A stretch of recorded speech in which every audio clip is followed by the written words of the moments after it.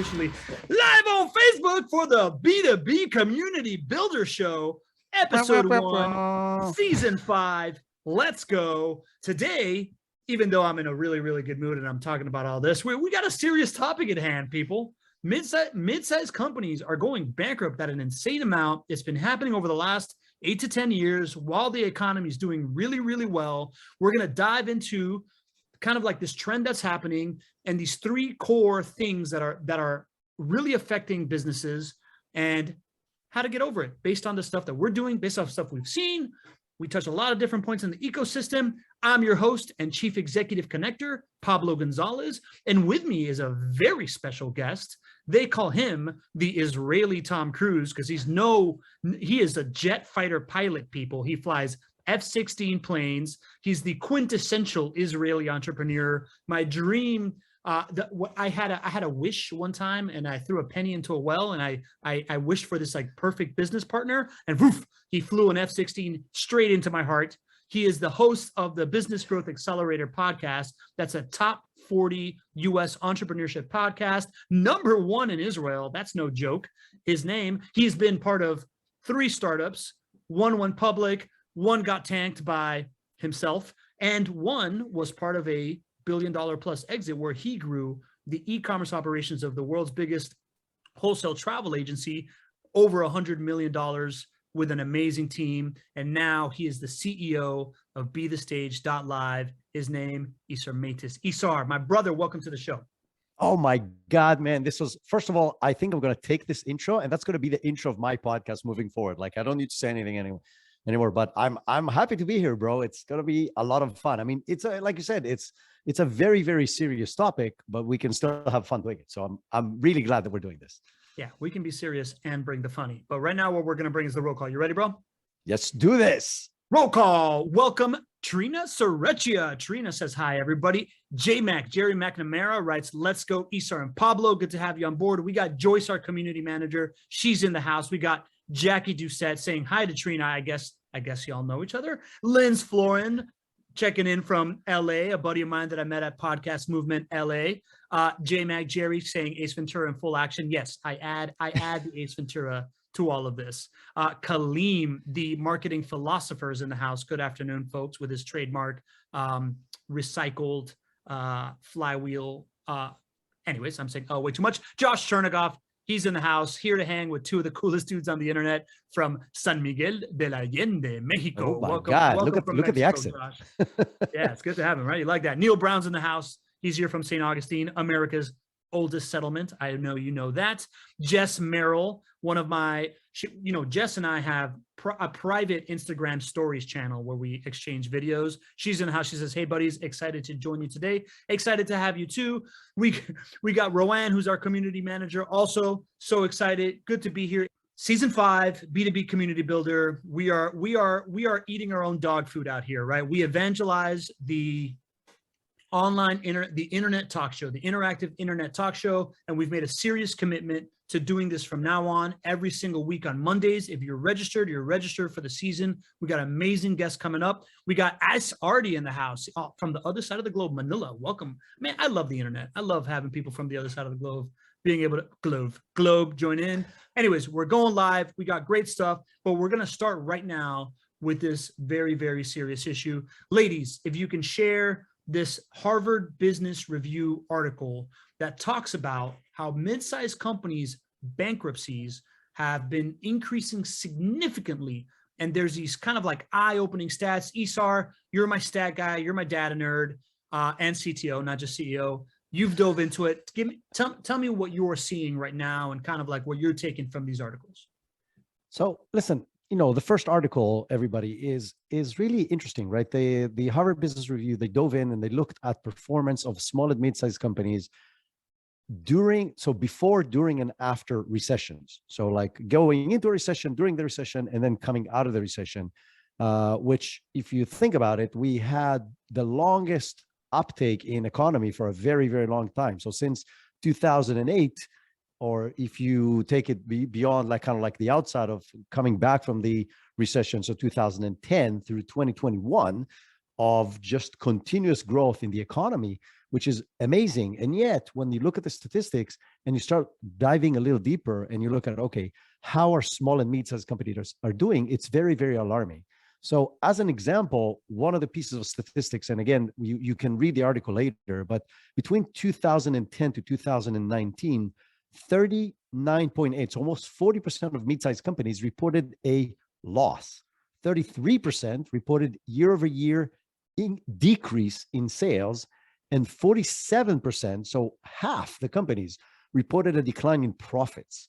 So that's crazy. Think about it. Half the companies declining in profits, but the even scarier part of it is the rate in which companies have went bankrupt. And we're talking, small to US business in the US. Some of those medium businesses are pretty freaking big, right? And some large companies went down as well. Very recently, you're talking about companies like JCPenney, that went under. So some really big companies went under as well. So if you're looking at the rate of bankruptcies, it went up and up and up during this decade, where the worst year until 2020 was 2016, with 32 bankruptcies of mid-sized companies in the US. And again, these are not $5 million companies. These are $500 million companies or $1 billion company that went bankrupt. So 32 in 2016, but the median for this decade was 11. So 11 companies roughly every single year until 2020. In 2020, again, pandemic kicking in, the world coming to an end, everybody's moving to digital, or everybody who could. And then 43 companies went bankrupt before December. So the actual number is probably bigger than that. So we're talking about 43 companies went bankrupt in 2020 compared to a median of 11 in the decade before. So very alarming statistics if you're a small to mid-sized business. Yeah, super alarming statistics.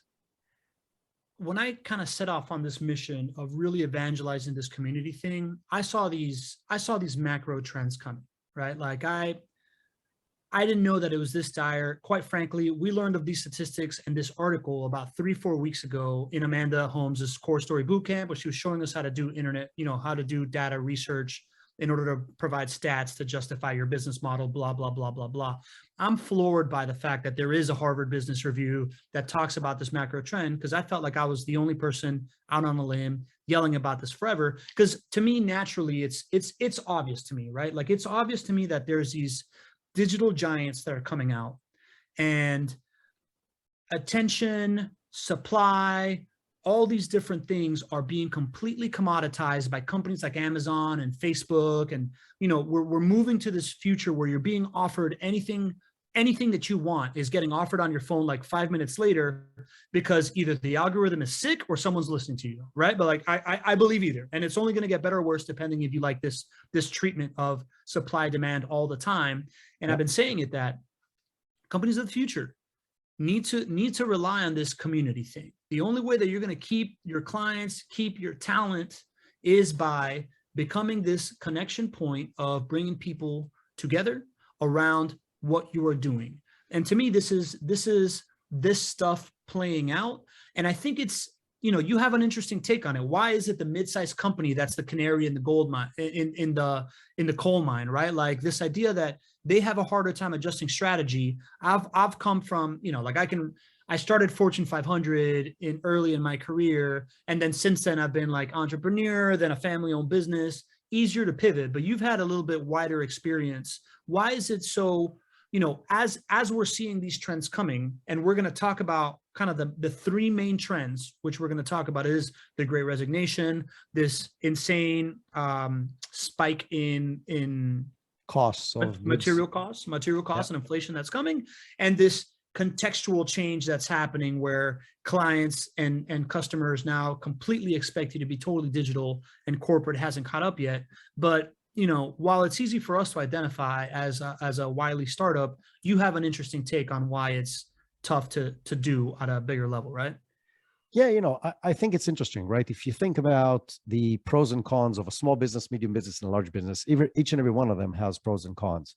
The mid-sized businesses in this context have it really the hardest of them all, because if you're a really, really large company, two things happen to support you. One, your ability to access to capital are I wouldn't say unlimited, but are the best of all of them, because you can raise money based on your existing operation. You have enough cash flow that you're generating, or you're sitting on enough cash to enable you to make bigger moves. The other thing is you have momentum that is very, very hard to stop, right? Walmart in a very bad year is still doing hundreds of billions in revenue. So in a year, right? So it's like, it's ridiculous how much money these guys make in a single quarter. And that enables them a momentum to keep on going, even in bad years. Small businesses, on the other hand, have the huge benefit of moving fast. You and I are really small business, but I run small businesses that did, again, $100 million a year. I could put 6 people on a call, say, tomorrow we're doing something else, and we would do that something else. The companies in between are kind of suffering from both ends. They're not big enough to have that crazy momentum, the crazy amount of cash. And yet, on the other end, they cannot move fast. So they're kind of stuck in this in-between world where on one hand, you're like, I want to change, but it's very, very hard to change. And also to change, I need this pile of money because the company is really big and I don't have access to this pile of money. So they're stuck in between these worlds that are kind of like losing on both ends of that equation.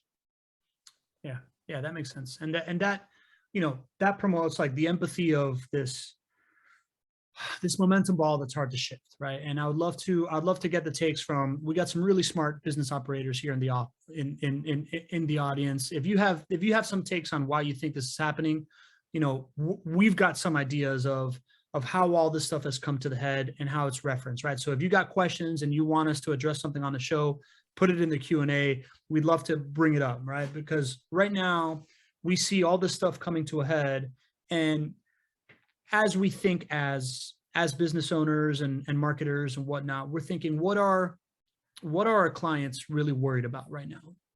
Really hard to get away from Great Resignation, really hard to get away from material costs going up. And this idea of the client changing and people being slow to adapt, that was accelerated by COVID, is also another thing that we're seeing. I mean, it's year 3 of COVID. I think that's hard for people to conceptualize. Year 3 of, is this conference that is 90% of my lead gen every single year going to happen? Year 3 of, does this person want me to fly across the country to visit them in their office or not? Right? Year 3 of, is my biggest client's wife going to let him play golf with me? Because that's normally how I talk to him. Right? These are real concerns. And if you haven't adjusted for strategy, you can either play offense or defense. And we have another article from the Harvard Business Review that we're going to share now in the chat, where it took the analysis of, in downtimes, businesses playing offense or defense, and it wasn't even close. It was offense. When you play defense, you lose market share. When you play offense, you preserve or gain. So we are addressing this as, defense is great. You can cut all the costs you want. You can do whatever, but let's figure out how to play offense here. And I'd love to start with the Great Resignation. Macro problem, right? Everybody's going through it. People have woken up. They realize that, I don't know what I'm doing. I hadn't gotten a moment to pause before and reflect. So I came off the hamster wheel, and now I really want to purposefully go do something that I care about. What do you say to that, Isar? How can a company insulate themselves from that issue? So I think, first of all, I want to talk a little bit about why is it happening, Sure. right? It's happening because people have a lot more opportunities. It's happening because people are saying, wait a minute, I don't have to be in the office 8 to 5 every day doing the same shit all the time. People are saying, I don't have to work for a company that's within a driving distance from my house, so I have a lot more opportunity. My time with the kids is a lot more valuable than I thought. So the pandemic put people in this new situation and literally just opened their eyes to, there's another option. And there's another option, could be a different kind of career. Another option could be a different kind of company. Another option could be no more geographical limitations. And this can be looked at, now going back to answering your thing, either as a horrible risk to companies or as an incredible opportunity, right? And that goes back to what you said. Are you playing offense or defense? If you're playing offense, you're like, okay, I want to cut cost. So I'm lowering salaries because there's not enough money coming in. So I'm lowering salaries. I fired a few people, creates a really bad atmosphere in the office. Everybody else are looking for options. And guess what? They will find the options. So we have an incredible team of talent from all around the world, just tapping into great people that cost us a lot less money than they would cost us in the US. Now, I have nothing against US employees, but if I can get the same or better kind of talent for 10 cents on the dollar, why would I spend it over here? The same thing. So if I look at like, how do you stay away from the Great Resignation in your business? And I think you got to look at this from a macro and a micro perspective, right? The macro perspective is, which industry am I in? Meaning, am I in an industry that's going down? If you're in retail, well, guess what? It will be hard for you to attract talent because retail is not doing very well. So I'm like, if you're looking at, if I'm going to choose my career, I'm like, I don't want to go to retail right now. So one thing is what industry you're in. The second thing is, which is kind of like the surprise within, even if you're in retail, how are you positioned within your industry, right? So if you're a retailer that did a good transition to digital and can sell online and can deliver very well and have great customer service, then the fact you're in retail may actually be a benefit because a lot of other people are going to go out of business. Look at Amazon, look at Target. So two companies that actually did very, very well. Look at Walmart that actually did very, very well during the pandemic, while everybody else in the retail world have either gone under or is doing really bad. So how are you positioned within your industry makes a very big difference. The third one is really vision and mission. Everything is commoditized right now. Everything is commoditized, and you have a younger generation of Gen Xers and Gen Zs who really care. They really do care. It's not just a statement. They're like, I want to work for a company that's doing something good. And now they have an option because it doesn't have to be 10 minutes drive or 15 minutes or 40 minutes drive from their house. They can work for anybody because they can work from home. So the vision and mission of the company makes a very big difference. And the last thing I will say, and then I really want to hear your thoughts about this, is company culture, right? And company culture is not what you put on a poster on the wall. Is how, not you, but how your employees behave, and more importantly, how your employees project their culture to the outside world. Like if I want to go and work for a company, I'm not going to freaking Glassdoor. I'm going to look on LinkedIn and on Facebook on the employees of that company and see what they're doing. What are they posting? What are they sharing? How are they encouraged to do creative stuff and do interesting things and promote things, and what they say about their employer in chats rooms and stuff like that. And these two, all these things combined. So if you're positioning yourself in an industry that's growing versus shrinking, if you're positioning yourself as innovative within the industry, if you have the right vision and mission to attract people that you want to attract, and once you don't, even better, they're not going to be attracted to that. And if you can create a culture that projects integrity, that projects innovation, that projects this is a fun place to work, you will attract the right talent, and it becomes an incredible opportunity versus a downturn. Totally, man. I couldn't agree more. I'm re-going live on Facebook here a second because something wasn't working right. People weren't able to see it, but you know, I want to include the chat here because there's some good stuff happening with our community here, right? First of all, Don joining us from Panama. Good to have you, Don. Welcome back to the show. Jerry nailed it. Too big to pivot quickly. Not enough resources to sustain, right? Jerry's on top of that. Trina came up with crisis come opportunities, right? That's the point of this show. We want to highlight the opportunities that are happening here. And then Jess has a really good take here, which says Gen X and Gen Z don't want to be managed in the Industrial Revolution management mindset. That's 100% correct, right? And to your point, Isar, I think you nailed a lot of that stuff. To me, it goes to something that a couple, you know, of our friends here that are with us today talk about often. Jerry and Kaleem specifically talk often about culture and providing value. And Jerry specifically talks about you need to be a compelling company on a compelling mission. And he takes it down to the personal level. Like he'll be like, Pablo, are you on your 200 days of serve trip or not? Like, are you trying to hit 200 days? You got to have a compelling thing that you're on. And I completely agree on this on a micro and macro level.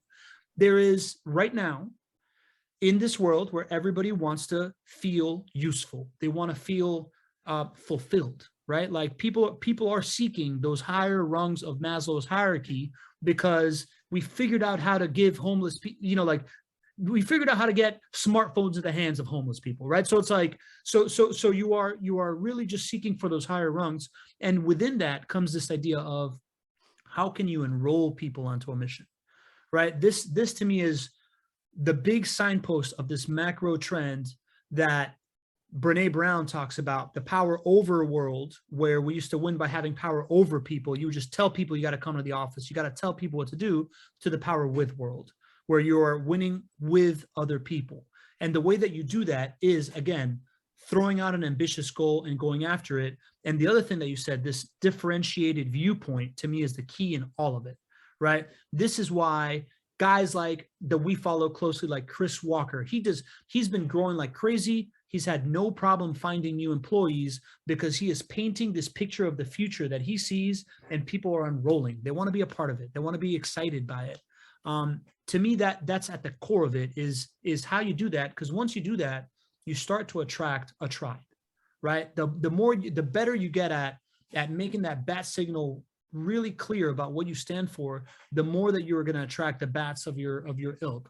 So getting really clear on that stuff to me is absolutely paramount. And then you got to show it off, man. Like I really believe that you got to show this thing off, right? So again, Chris Walker does a really good job of this. It's obvious that he's out there, extolling these virtues, and people are coming to it. I just listened to another guy that preaches this whole like niching down and point of view, Christopher Lochhead. I was listening to his podcast with, I think her name's like Hannah Grady Williams. She's going to be coming on the show at some point. But she is a Gen Z advisor to Fortune 500 CEOs. And she talked about, take a guess. How many Gen Zers, what percentage of Gen Zers do you think search for jobs online? I'm not sure if I want to go really high or really low. I would go with 80%. It's 30%. Got it. Right? So it's exactly the other. It's exactly the opposite. It's people are asking their friends and family. Yeah. Right. So how do you enable a way for people to ask their friends and family and them to be able to tell you, oh, this person, that person, right? Like you have to be campaigning. You got to be asking, as Jerry puts in the chat, it's not enough to have a mission. You have to invite people to join, right? Like you got to have the invitations out there. Yeah. And one of the big things that I believe in that is going to happen here, right? Like it's like really focus on culture so that your team is really, really happy. And then you got to enable your team to be your ambassador at all times. You gotta just pull the ripcord and go green light. Everybody go on social whenever you want to talk about what you're up to, right? Like absolutely. I was just having this talk with one of our clients, and he was like, because I'm like, dude, future of commercial real estate is content. Future of company culture is content. And he's like, man, we've kicked this around, but the idea that it's going to cause a distraction within our team is real. And I'm like, I get that. But what about the idea that now you have 30 of your 85 employees on social media talking about what they're up to, what they're doing, all the different things that they're experiencing in your awesome company culture? To me, that bump, is just completely outweighs the risk of distraction. And if you're really, really focused on king making, right? Something that we talk about all the time, you're really, really focused on your people, king making in two ways. One is, how is the person working for you today gonna achieve their dreams? Like, how am I gonna get them up through my company, or how am I gonna get them the job of their dreams, right? Like that stuff works. And then king making in the sense of enabling them to make content about what they're trying to achieve, what they're learning, enable them to position themselves as experts as much as possible. It's only gonna work for you, man. Like for the one person that you lose, you get 10 people that want to be king as well. I agree. And I think, I think it's more than that. Again, you said earlier about the bat signal, right? I think it's a lot of small bat signals, right? So the bat signal is, okay, there's one big signal in the sky. I think what happens if you, like you're saying, I think it's more than enable. I think if you encourage your employees to be out there and create content, give them the tools, give them the strategy, give them the assistance of the company to create content that they want to create, creates all these smaller bat signals, which, another word you and I like to use a lot, which contextualize it to different people, right? Mm-hmm. So you have one way to describe what we do. I have a different way describing what we do. Joyce has a third way. Gina has a fourth way. And if just one of us speaks, we speak to one kind of audience.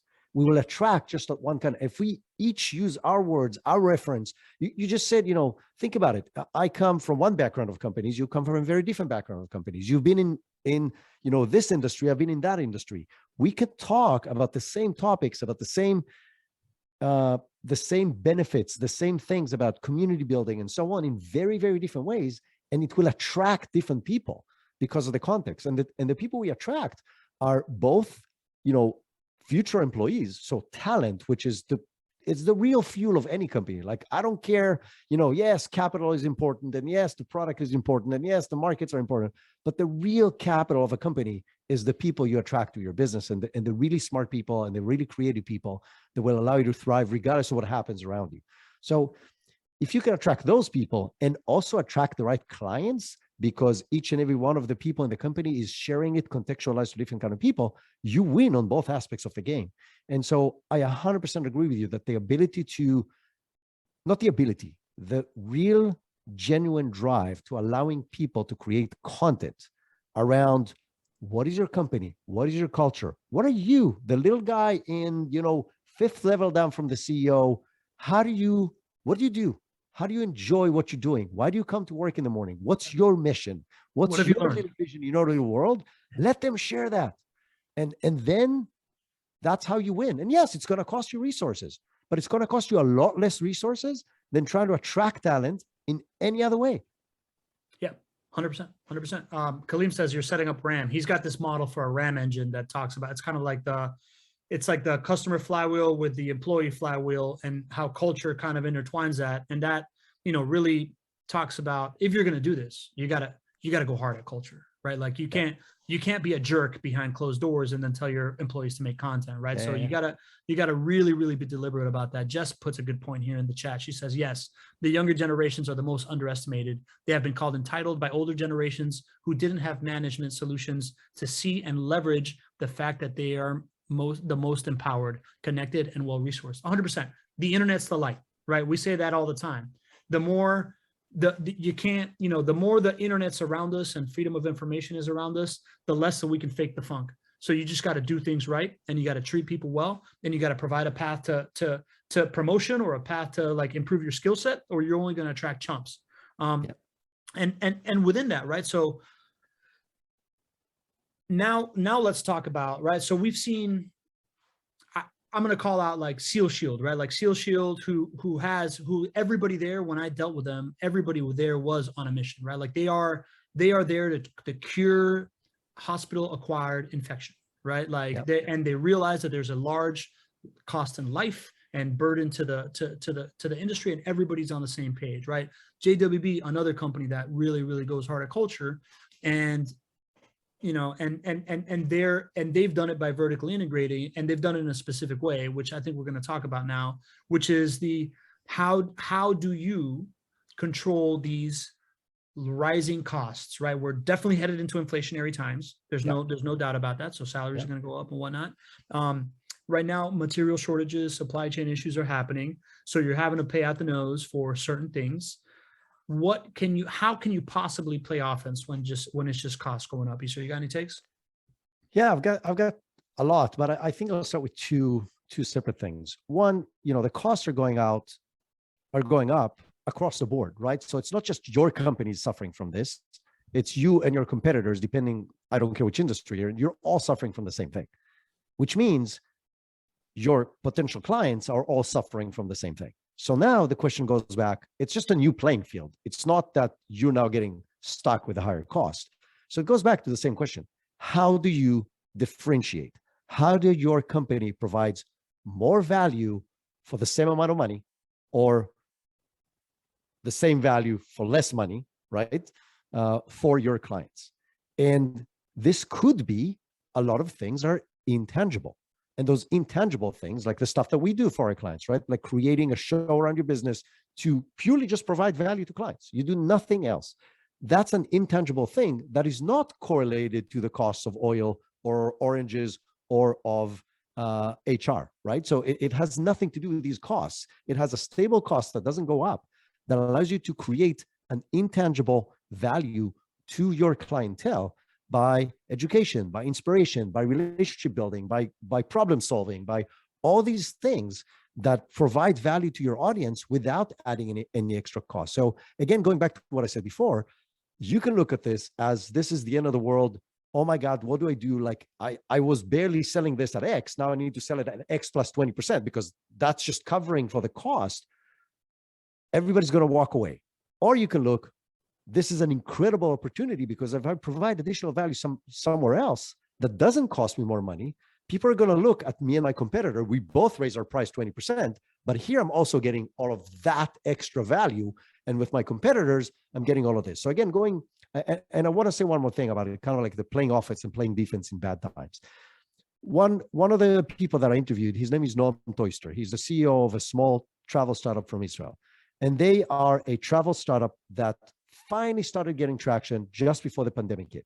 They raised a little bit of money. So think about it. Travel startup. And what they do, by the way, is very unique. So just again, to contextualize it to people, they do point A to point B local travel. So take the train from Bangkok to, the up north in Thailand. Take the train from somewhere from Manila to wherever. So it's point A to point B local travel with buses and trains and ferries.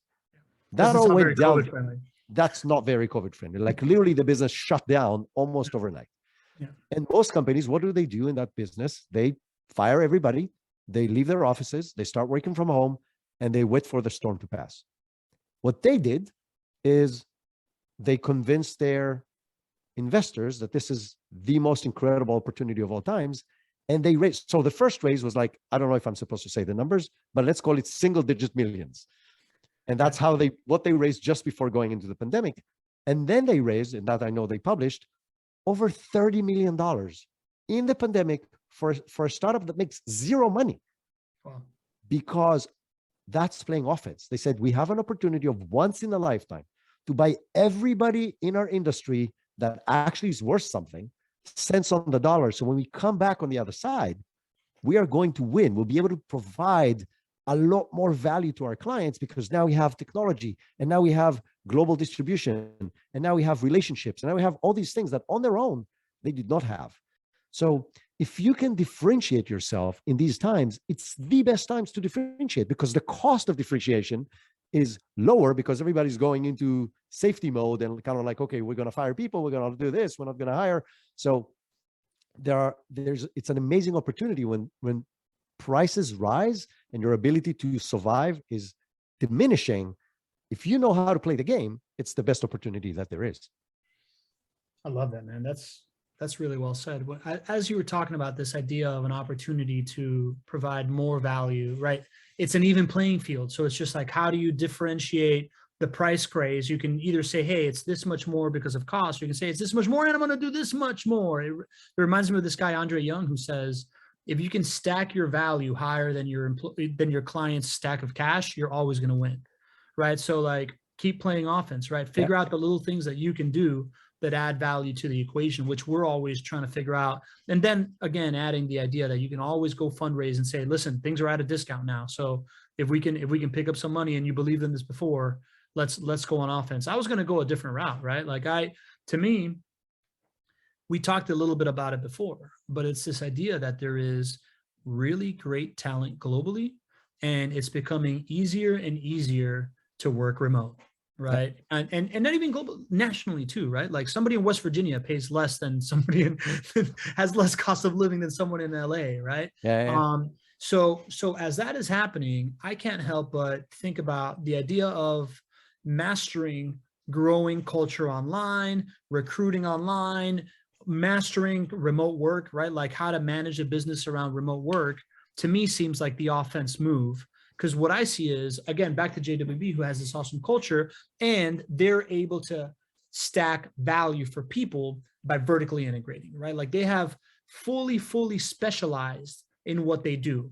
And they refer to it, like Jim Collins refers to it as the hedgehog, right? Like figure out what your hedgehog is, figure out the one thing that you can do better than anyone else and throw all your resources at it. And for everything else, they hire partners, right? Like us, we handle their content strategy because they don't want to become a marketing company. They are a vertically integrated turnkey rental income property provider, and they just focus on that all day, right? So if you combine those two things of the ability to recruit amazing talent from the Philippines, from Latin America, from wherever, right? Like we're just talking about from Eastern Europe, right? Like what we have an international team that's fully integrated. You can surprise and delight and provide really, really great service to your clientele, stacking that value for them. And then on top of that, on the offense that you really want to play, you want to bring on real talent. You can always de-risk it by bringing on partners that can run high level operations for you. I remember when you interviewed Greg and you asked about, so I think about two things. I think about our kickoff at 2021 when you're like, dude, hire some salespeople, shit's going crazy. And he's like, no, man, we're not going to hire people because we don't want to let people go later. And we know that we're in a cycle right now. So we rather rely on marketing partners and rely on outside sources because he wants to preserve that culture. Right. And then now when you talk to him, you're like, hey man, why do you still pay us this much money to execute this thing that we've been executing with you for 2 years? Is like, exactly that. You guys are my marketing partner that can handle this thing. So I see this ability of figuring out how to manage remote teams, whether it's in-house for bringing people in like we've done, or that hybrid combination of in-house and out-of-house as like the way to play offense during this time, because it preserves your culture. It allows you to bring in high price expertise at less cost than you would if you were to bring it in-house for the salary and or for the bringing somebody talented and training them, right? Yeah, I agree. I want to relate to that, but I want to, Dawn is writing something very interesting, right? She's saying that she's been running her business for the last 4 years, being totally digital, and again, integrating people from all over the world. And she's saying, and she's right, that the problem is you need to be open to that. And a lot of traditional businesses are like, yeah, I allow you to work from home 3 days, but you're still an employee that can come to the office, 3 days a week.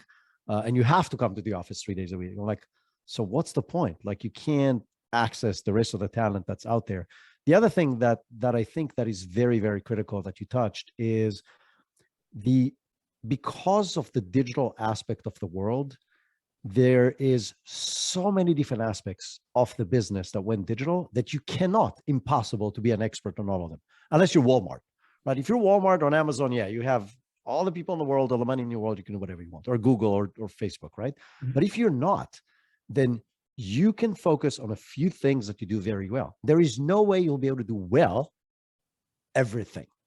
And everything could be supply chain management. It could be digital marketing. It could be an aspect of digital marketing. It could be,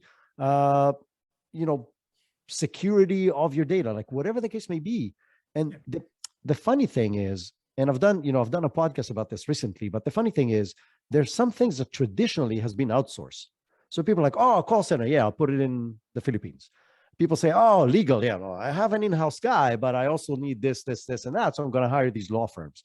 So the cleaning, I'm going to hire a cleaning people. I'm not going to wash the floors in the corridor of my office, even though I did this in 2 companies that I started. But over the long run, you don't want to do this. So there's things that you hire external people in people's heads. Like, yeah, this is an external function. I want to give it away. The truth is, there's no real reason today, because of everything we said, cost, specialty, opportunity cost, right? Of like, oh, I'll figure it out. Yeah, but it will take you 6 months and you'll never be as good as the other guys that already can do today, probably cheaper than you can do it in-house. So that opportunity, going back to how we started this question, how do you play the game that now costs are higher? Figuring out how to lower costs, not by paying less to your employees and not by firing people, but by outsourcing specialty things that are not your hedgehog to companies who could do it better, faster. They learn faster than you because that's their specialty. And therefore you become as a whole. And I think the challenge that we have our way to do this, but the challenge is, how do you integrate this with your business, right? So if my core is this, like there's this core thing that I'm doing, and now I want to add these other, in my head, I'm thinking, in my head, I'm thinking coronavirus. So there's the core thing, and then there's all these antennas, right? Yeah. But because that's too soon, bro. Too soon. I know. But it's like I'm trying to think in my head of a vision that people that are not watching me, but actually listening to it afterwards. How do you make it seamlessly integrated? And that's the trick. Like if you bring all of these external entities, how do you make them a part of your thing? And for us, we join our company's marketing team meetings, right? We become a part of the marketing de facto. It's not like, oh, they're a consultant. We're not. We're the marketing team. And so you do that, you become a part of the business. But as the business, you need to figure out, first of all, you need to be open to doing this. And second, you need to figure out how to actually do this. Yeah, man. I couldn't agree with you more. Don says, I don't understand the companies who do not embrace the digital online teams, especially as we were discussing telecommuting 20 years ago, and corps, orgs, and institutions who discuss supporting the environment, community, and mental health in the workplace, et cetera, and don't embrace location-free remote workers are espousing rhetoric. Totally agree with that. You know, for me, it opened my eyes when I went into this e-com venture. I saw Jason O'Neill commenting on the Facebook Live. Jason, good to have you on board. I learned it from him, right? Like when we were running that business. And, you know, it never left me that there's all this arbitrage happening, that big companies are not doing this stuff. Correct. And to me, it's part of, and this is where we're going next, of just this like massive shift in the world, right? Christopher Lochhead defines us the best, that we are in the middle of like the biggest transition. Oh, you know what else I wanted to say? We do this too, right? Like we're a marketing company, but we have talked that in detail about, we don't need to do web design. We hire a partner that does web design, even though you could do it. We don't have in-house long form writing, even though we offer it, right? We partner that stuff out because our hedgehog is this internet talk show relationship flywheel thing, right? Yeah. So even sectoring out from, you said it, right? Like from the specialty of where you're at, and just stick to the hedgehog. And as long as it's relationship out, we do it. If it's anything else, somebody else is going to do it, and we're going to find somebody great in the ecosystem, and we're going to partner with them. It's worth the Absolutely. Effort, right? Like, yeah. So again, back to this massive contextual shift is this idea that we're going from the end of native analogs to the rise of digital natives, and it's never going backwards. Never, there is never going to be a generation that doesn't learn how to use the iPhone before they're 2 years old, right? Like we are headed straight into this thing, and these massive contextual changes are going to continue to occur in the sense that younger generations and aging up quickly value the digital experience more than they value the online experience. We see the online experience as a complement to our real world. IRL, to our in real life experience, right? Our analog experience. People coming up are seeing the in life, the real person experience as a complement to this digital experience, and it's happening rapidly. And one of the first things that's happening is this change in the consumer mindset.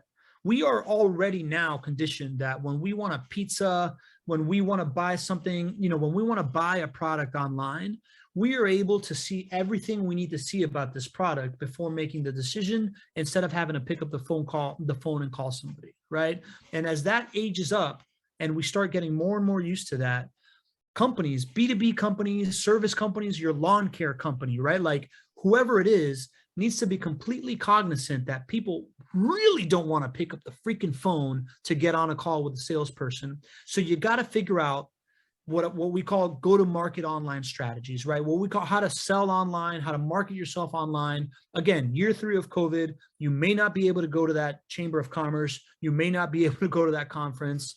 You may not be able to take your client to dinner. You may not be able to host a banquet, right? Like all that stuff got accelerated by COVID, but this is rapidly happening. And to me, it's at the center of a massive behavioral shift.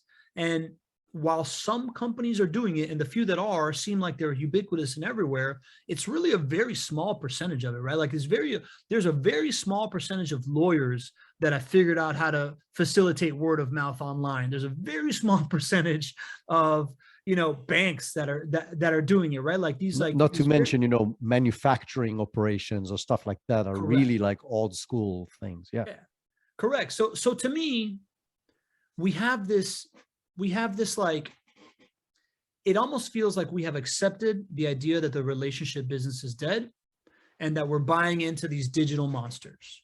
And I think it's the complete opposite. I think what's happening is you got to recontextualize the relationship business, and you got to recontextualize how you build relationships online to human nature, right? Like I again, that young woman, Hannah Grady, the Gen Z advisor, I put this post out about like, who has created the Rosetta Stone for translating native analog stuff to native digital things, right? Like to me, relationship building is still the same. There's still a high degree of social validation that comes with an introduction. There is still, influence that happens through authority or through title or through whatever happens, right? Like the same 7 laws of influence, right? I'm pointing back at my bookshelf by Robert Cialdini, all still apply. They can all still happen on the digital medium, and people need to start doing it. And to me, by the way, I forgot, we're supposed to go matchy. Yeah. And to me, that's one of the big things that we're really trying to solve for. But I thought right now we can talk about this idea of relationship building via digital mediums and whatnot, and it gives much value. How are you approaching it, right? Like you had the big aha moment of the podcast. Why don't you talk about that? So I want to say one more thing before I dive into this, which is just to complete what you said before. The future is this new generation. It's not the future, it's the present. And I posted, like literally, I'm going to post it now. I posted something that I found on Gartner. So Gartner did a research and they found out that 83%, I'm now reading, 83% of typical B2B purchasing decisions, researching solutions, ranking options, and benchmarking pricing happens before a buyer engages directly with a provider. 83% of the research and decision-making process of buying something happens before they engage with your company. That means that if you're looking like, oh, these guys showed up on the website, let's retarget them, or, oh, these guys pick up the phone, let's call them back to see what they're doing if they're still interested. They already made the decision, or you're one of the best and final, but you did not influence 83% of the process. So the question is, and going back to now what you asked, is how do you influence that 83%? And it's not sales, because it's before they don't want to talk to the salesperson. They want to talk to the salesperson when they want to buy. And again, it's like you said, it's that Amazon mentality. I want to click buy when I want to buy. I don't want to now start to figure it out. I want to figure it out before. So you're asking the right question, right? How do you influence this, and how I found about it? And the way I found about it is I sold a company. I was bored. I'm like, I want to talk to other business people. And I started a podcast because I wanted to talk to other business people. I had no agenda other than that. And the first people I interviewed was friends and family, because that's what most people do when they start a podcast. And I'm like, I was on episode, 7 or 8. And I'm like, I want to go beyond that. I want to interview somebody big. I want to get somebody beyond my inner circle. And I like to listen to TED Talks. And I was listening to this fascinating guy called Isaac Litsky, who has an incredible life story as well as an incredible business story. And I'm like, I want to interview this guy, which is a really dumb thing to think. But yes, I'm like, this is the guy I'm going to interview. So I look him up on LinkedIn and I send him a message and say, hey, Isaac, it's Isar. I have a podcast. I would love to have you as a guest. And the next day there was an answer. Yeah, certainly. When do we do this? And, the first thing you're like, yes, this is amazing. It's awesome. It's like this big name. He's been on TED. He's getting paid like tens of thousands of dollars to fly around the world to speak on stages. And he's going to be on my podcast. And then the second thing I thought was like, what the hell just happened? Before that, I was running $100 million company. And some people would not meet with me because I was not important enough. And now I'm nobody. I have 7 episodes and 4 listeners. My spouse and my siblings were listening to the podcast. And this guy said yes. So if you have a stage, it's a magnet that nobody today can resist.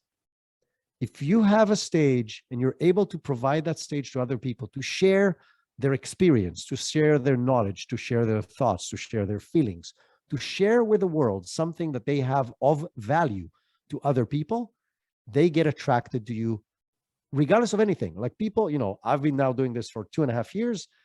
Not a single person, not one, asked me how many people listen to my podcast before they said yes to come to the show. Yep. Yep. They want the stage. So if you can attract the right people to want to be on your stage and leverage that to build a community of those people, because the benefit of a community is there's a few benefits. One, it continues the conversation beyond the time you're on stage.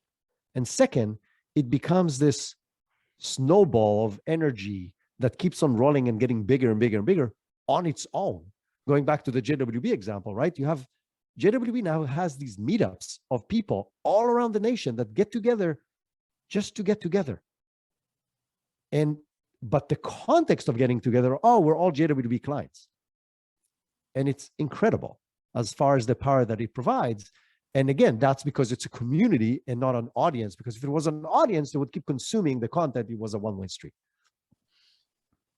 Yeah, man, I agree with you there, dude. And so I think as you're explaining this thing as a stage, right? Like it's kind of what I was saying. It's the same rules of influence, right? Like social validation is a decision maker for people, right? Like we are genetically hardwired to follow the crowd, and we are genetically hardwired for a bunch of these different things. So, while Jerry is saying that marketing is the most important core function in 2022, sales is marginalized big time. Their job is not to script a sale. And Will Dukes, who's an amazing sales trainer, has he's putting in 3 sales to make against the status quo.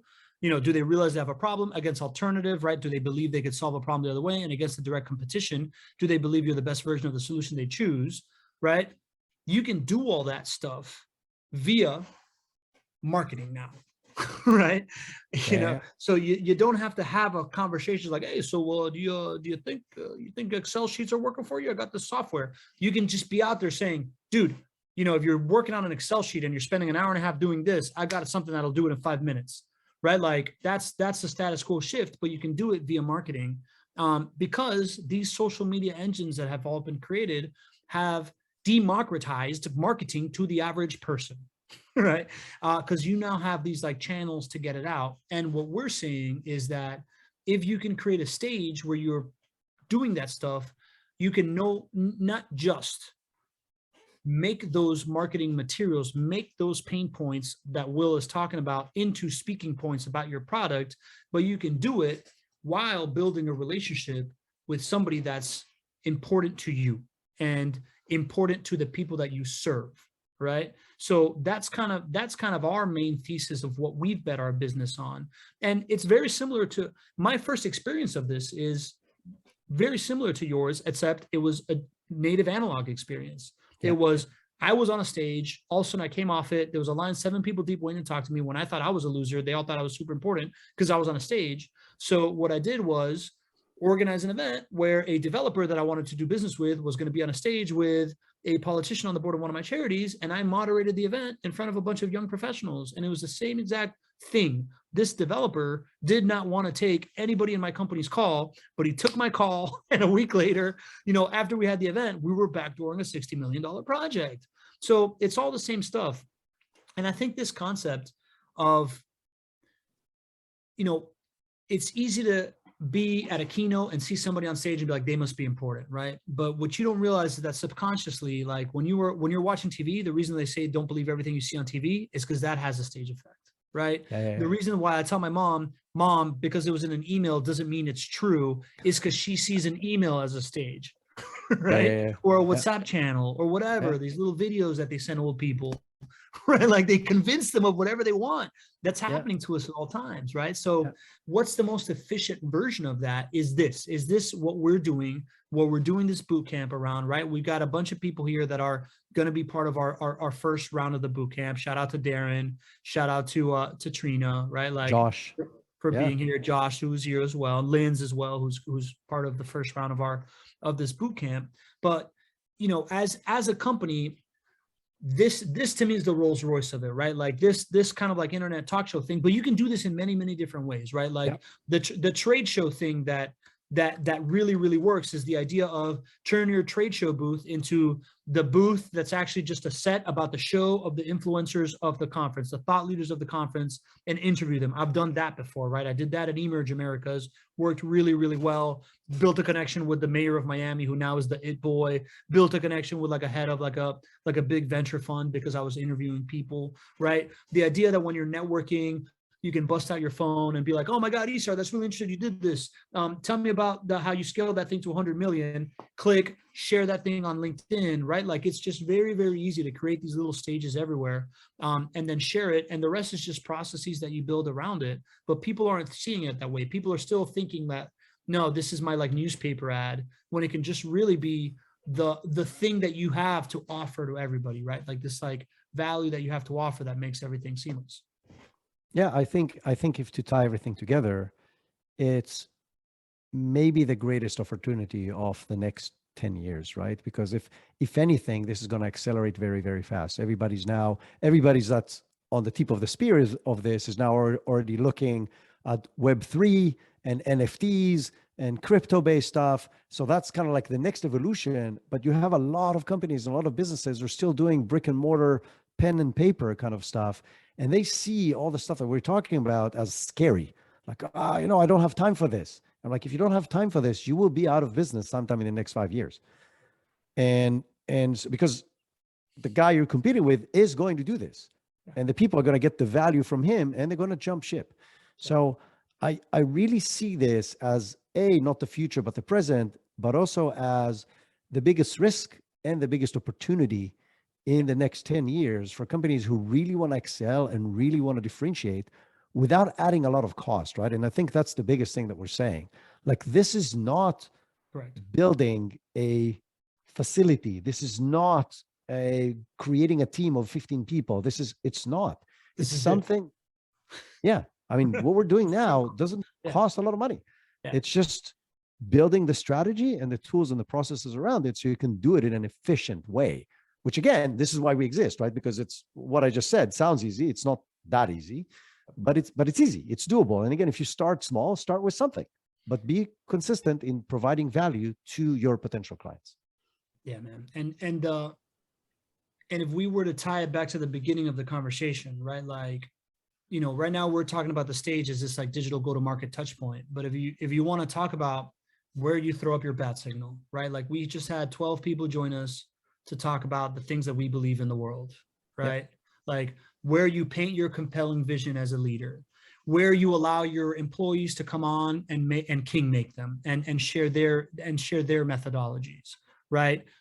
Tie that to strategy number 2 of partnerships and outsourcing, right? Like, you can do this relatively cheaply in-house with a couple of marketing partners, and you don't have to completely distract yourself from everything else. Correct. And now you're tying all these different things together, which is why we're out here throwing up the bat signal of, we were doing this thing for $100,000 a year for people, and now we're hosting this boot camp because we want to put this thing out into the ecosystem, right? Like, we have people that are joining us for over the next 4 weeks. We're going to teach them starting in February 14th, teach them the entire methodology, give you all the frameworks, allow you to like guest host on our shows. Are we really doing this? Yeah, we're really. Yeah, well, I already said it. So yeah. Okay. Like, you got to give people exposure to it, right? Like, how do we democratize this thing is really what I'm most passionate about. And I know you're most passionate about as well, because this is the cure for the death of the relationship business.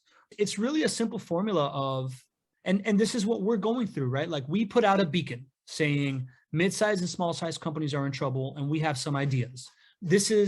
We have something to help you with, right? Like, you think of a subject that can help your clientele, you think of somebody that can speak intelligently about it, you invite your community to it via your email list, via your social media, right? Like, you remind them a couple of times, you get people to show up, you have a conversation, and now what happens is Isar and our team is going to take this stuff and chop it up into 10 different pieces of social media content that's going to go out on LinkedIn and Instagram and Facebook. It's going to go out on the Business Growth Accelerator podcast. It's going to go out on the B2B Community Builder podcast in 2 weeks. It's going to be a YouTube video, right? Like, we're going to write a newsletter about it. And it's just a very simple way to keep throwing that symbol up. It's also a very, very valuable way to have a press conference every single week, right? Like, the ability to have a conversation and then have anybody that isn't sure about what you're saying come in and ask you a question, somebody that's thinking about doing business with you to show up to a call, have a good time, learn something new, meet some people in the chat. All right, J-Mac, you got talking. Let's do this. Talking permitted. Let me promote you to panelist, actually. Let's see how you're looking, Jerry. You're going to turn on your video. Jerry is a ultimate CEO, right? Named by the Business Journals. He's won multiple Best Place to Work awards, Best Places to Work awards. He's the coach for CEOs, and he's the leader of Good Guys Not Finishing Last. And he's got a Best Places to Lead podcast he's about to launch in a couple weeks. J-Mac, welcome to the show, bro. What you got? As soon as I tried to come on my Zoom crapped out. So sorry to drop off there for half a second. So I just wanted to share some things, because you guys were talking about compelling places to work. You were talking about the Great Resignation, and I'm doing a bunch of research for our presentation. So I'm going to give you just a couple things that I was looking at. And so over the last 2 years, year 3 of the pandemic, the junior year, 30% of consumers have completely different priorities, right? I'm looking up there because I have this on a whiteboard that I've been doing. And so the focus is now on wellness and security, which makes a whole lot of sense when you think about people looking for, how do I do this better? Chris Lockhead talked about this on his podcast that you had sent out. And it was 2/3 of people, we've always known this, have not liked their work because we've done that through surveys. And yet now we've had the white space to actually think about what our priorities are. That I think it was Dana, to Dana's point, we can be working remotely. I don't have to be in Omaha, Nebraska. If I find a compelling company and move there, I can work remotely. And so if you're not on the front edge of offering that to your employees as an option, not as, as Isar, you said this, not, hey, we'll let you work 3 days a week. It's how do you go digital first? And I think if you're missing those opportunities, there's just a lack of trust that digital is throughout businesses. And if you are not leveraging technology to change the dynamics of the game, you're missing the point as a leader in the company. I mean, here are just a couple of things. Over the last 2 years, what's important to how people buy? What's changed? So 26% more environmental issues are critically important to people. 18% more, they're looking for companies to be socially responsible. 15% more looking for purpose. And I think to this point, and why I believe that marketing is the greatest challenge in 2022, because you have to cut through all the noise that's out there, because there's so many people that are doing it badly and spamming and just all the things that you've seen in SEO world, in 2010 and 2005, which I was a part of. But are you a brand that they know and trust? And so to the point where, Pablo, I don't know who the client was, but I hope you can convince them that their employees should have a voice. Because if you marginalize people and you think you have control over them, it's not about controlling them, it's about harnessing the message, right? It's about giving them a platform and saying, hey, listen, here's the mission we're on. And if we have that alignment of our vision, right, that we all feel compelled to go do this, if we're aligned on our values, so I feel really good about the work that I'm doing and who I'm doing it with, and I have the gift of my unique abilities that I'm in a position within that company where I get to do my best work and I love it, that's how you create that compelling company. And I just think it's a big miss that if people are not publishing, if they are not at the forefront of this, boy, you're just missing a huge opportunity. We're all in agreement. I'll say something interesting about the statistics of the numbers that you shared. They're all in like the higher teens, right? So 15%, 18%. And I think this is just the percentage of Gen Zs in the workforce, right? So as this thing keeps on growing, so as going back to Pablo's thing, as the analog people shift out of the business world and Gen Zs move into the business world, this is just going to keep on growing. So that number is the number, this is looking through the keyhole right now. But if you look 5 years from now, that number is going to be significantly higher. That's what I think. And that percentage was the delta change, not the people that thought it was important. Got it. So it was the delta, yeah. The increase, correct. And to your point, Isar, I mean, I get to see about 15 different companies on a regular basis. I will tell you that it is becoming more and more important, not only as a business interest, but as an awareness interest. I mean, Pablo knows this company. We have a real estate developer that you would normally think about being a grubby, how do I make more money? I'll build in any space if I can make the numbers pencil. And he has been committed to building a greener Colorado. And as a result of being able to put a very clear handle on his business, here's where we're going, come along for the journey. He's doing a great job evangelizing the problem. They've had people send the messages and say, we want to come join your company. Is there an open position, which they are growing. So that's really helpful in a tight labor market. They have had people make investments on projects where they weren't even soliciting funds, but people said, this is incredible. I really want to come along. How do I participate financially in this? They've gotten some press out of it. And so when you look at the play that's going on, and it's why I'm starting my show, because I'm passionate about the topic, but at the same time, you don't need to be on ABC, NBC, CBS, like you used to in the days of Oprah Winfrey and David Letterman. You can create your own show.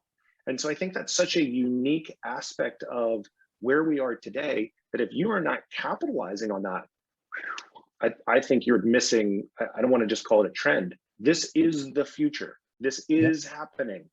And so you can either get swallowed up by it or, I think go with the flow. Totally agree, man. You got a emoji standing ovation from Kaleem in the chat, and Trina puts in here, happy to share. Oh, she puts, the previously perceived intangibility of leadership, soft skills are becoming more real and tangible. 100%, right? And I think it's all these. Yeah. When you're talking about the building the greener Colorado thing, to me, it's classic kind of POV category design stuff, right? Like they're kind of doing everything, right? They're evangelizing something.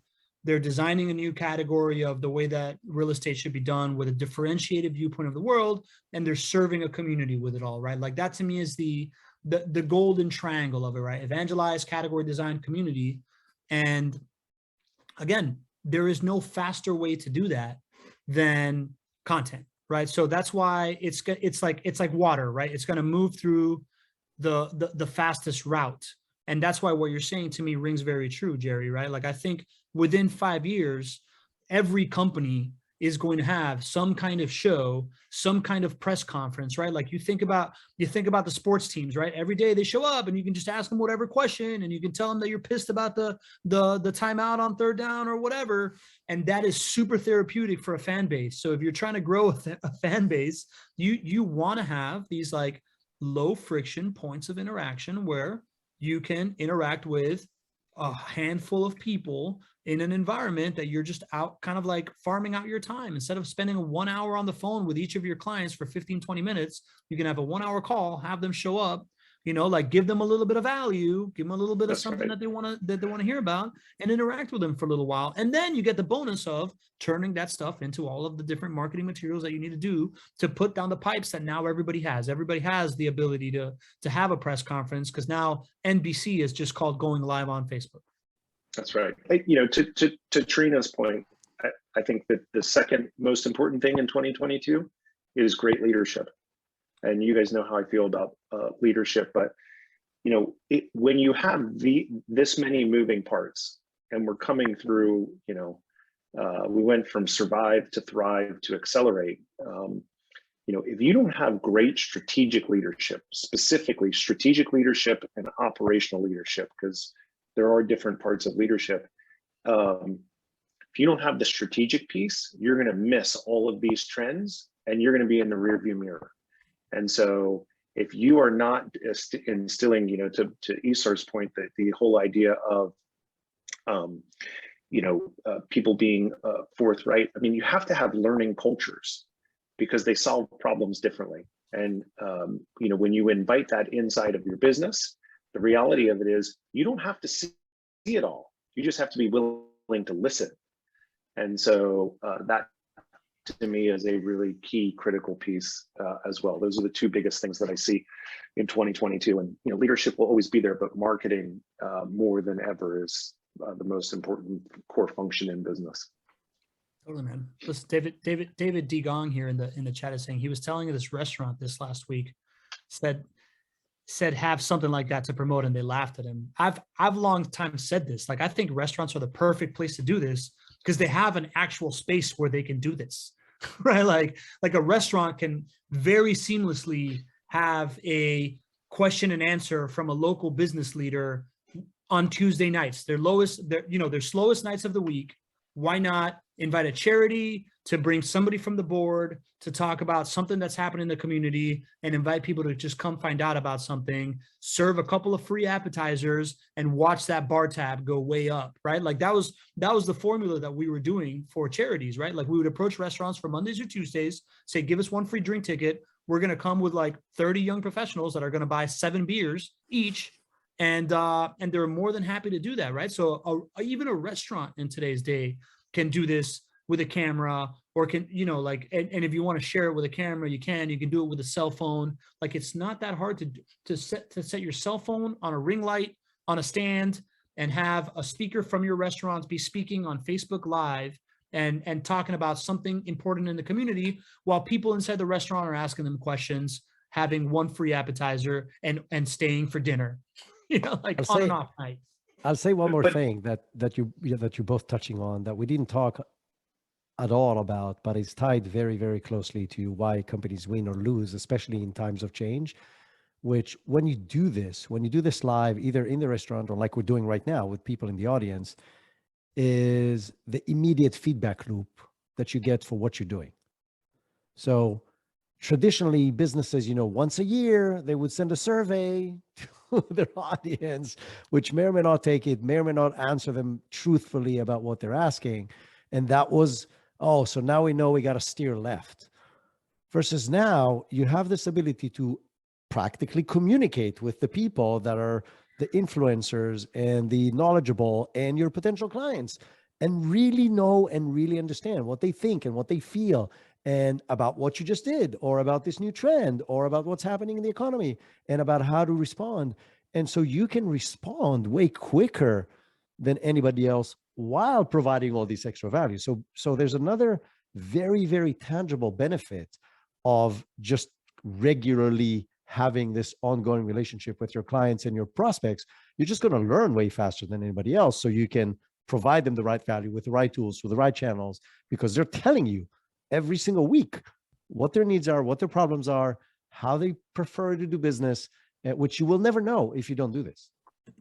Right. It's customer feedback loop is accelerated on steroids. I just want to say one thing, because I'm in the middle of launching my show, which happens in a couple weeks. And you guys have indicated a couple times that it's not that hard to do. And I'm going to tell you right now, yeah, I could put a camera in front of me and it's not that hard to do. But what you guys are doing is pure genius. And it's not necessarily the mechanics of the show, although that's a key piece of it. It's the strategy of it. I mean, any Tom, Dick, or Harry can produce a show. But if you don't have the strategy behind it, man, you are sunk before you even start. And, you know, from my seat, I've been lucky. I've figured a lot of things out in my career. And I'm not saying that I couldn't figure this out, but I would have had my teeth bashed in a whole lot. And that learning curve would be a way longer. And so I don't want to say it's impossible, but I also don't want to diminish, at least from my seat, the magic that you guys have brought in helping me think about my show and just shortening that learning curve.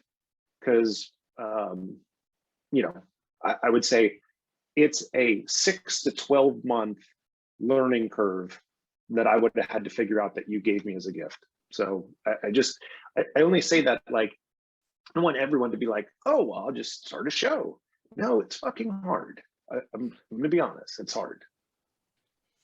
Listen, man, it is, thank you. I appreciate that compliment, man. And you know that this is, to me, it's my great discovery of my life, of just like kind of like going on this journey and doing this stuff. And I got my teeth bashed in for a while, right? Like, look, my podcast has 175 episodes, 160 something episodes, right? It's just been a lot of iteration. But the ability to be able to do it with multiple people has really accelerated our learning curve.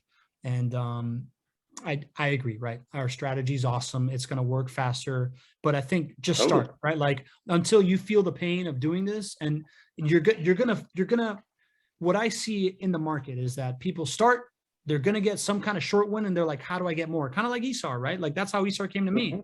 He started, got a quick win. Is like, how do I turn this thing on? And that's when you're like, all right, now maybe I'll pay for the shortcut for it, which is cool. I think people, to me, it's put relationships back into business, right? You do that by adopting technology to enhance relationships, not substitute it. And the most efficient, most elegant solution is a well thought out stage, which we use a Zoom room for, right? And with that, thanks, guys. Jerry, I'm gonna put you back with the regular folk, buddy. Thanks for coming on, man. Thanks, man. I think we're gonna chop this last part out and make it that a bonus episode on the podcast because we've gone really long. But that being said, just, man, really, really appreciate you being here, Darren, David, Don, Ice, Kaleem, Jerry, Linz, Trina, and Will. You know, we've been on here for like an hour and 20 minutes, just trying to give as much, value as possible. And the fact that you're still here in front of a freaking screen on a Monday evening is just, that does not go for, that I don't lose sight of what a big ask that is. So really, really appreciate you being here. Hope that you show up for the further shows. We got Brad Whitchurch coming up. Brad is, we were talking about Seal Shield. He's got a really compelling company. The thing that and I've talked about multiple things that I love with him, but his trade show strategies are insane, right? Like they put their show on, they're in medical, they're in healthcare IT category, and they've become the rock stars of the trade shows of their industry. And there's so much good stuff. I onboarded him today. Like, it's amazing stories. He's great. After that, we got Andrew Carty talking about organizational storytelling, right? How you deploy this compelling vision into the world, and how valuable that is.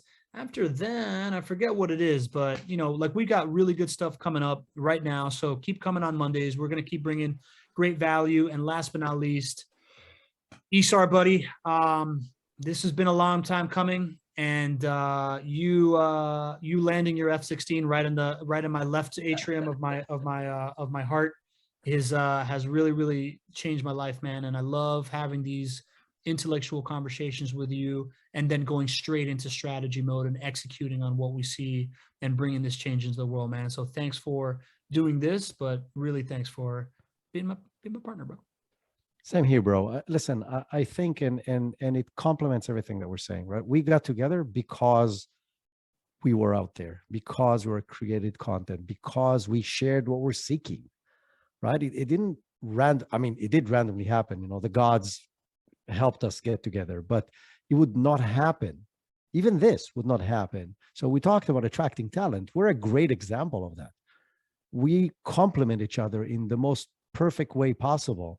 But we wouldn't have found each other without being out there, sharing the stuff that we believe in, doing the stuff that we're doing, inviting each other on the podcast. It would not happen. So even this is just a great example of everything that we're doing, that's the way to make stuff go.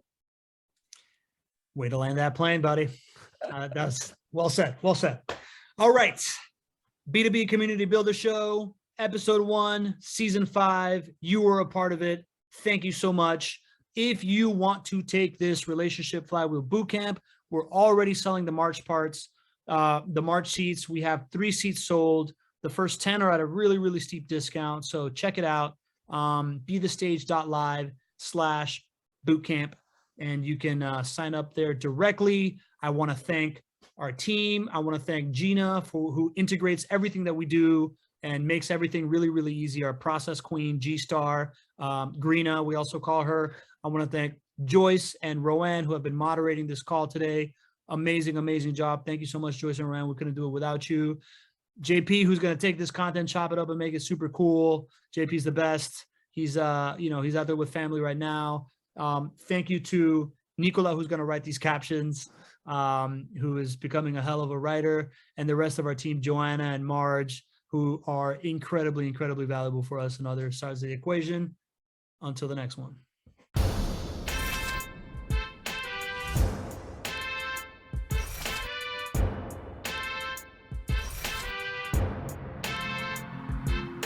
Shabbat.